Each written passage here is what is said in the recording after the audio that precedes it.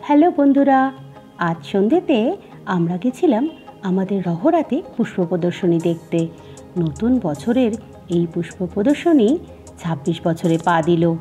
জানুয়ারির ১ তারিখ থেকে ৪ তারিখ পর্যন্ত চলবে এই এক্সিবিশন।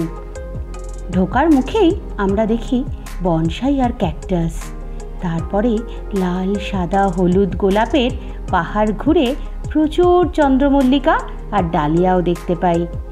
যারা নিজেরা ফুল গাছের পরিচর্যা করেন বা ভালোবাসেন তাদের জন্য এটা একটা আদর্শ স্থান। আমাকে আকর্ষণ করেছে আর যে ফুলটা, সেটা হলো মোরগ ফুল। অসাধারণ দেখতে এই ফুলগুলো। ফুলের পর আছে প্রচুর সবজির গাছ, সাদা বেগুন থেকে শুরু করে টমেটো, ক্যাপসিকাম, ফুলকপি, বাঁধাকপি, কি নেই।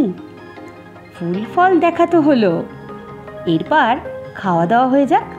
ফুচকা, চপ, ভেলপুরির সাথে সাথে পৌষের স্পেশাল পাটিসাপটার আয়োজন ছিল এখানে। তোমরাও যদি মিস না করতে চাও তাহলে কালকেই পৌঁছে যাও খড়দার পুষ্প মেলাতে। আর তার সাথে সবাইকে জানাই happy new year. Stay safe and happy. ভিডিওটা ভালো লাগলে লাইক আর সাবস্ক্রাইব করতে ভুলো না কিন্তু।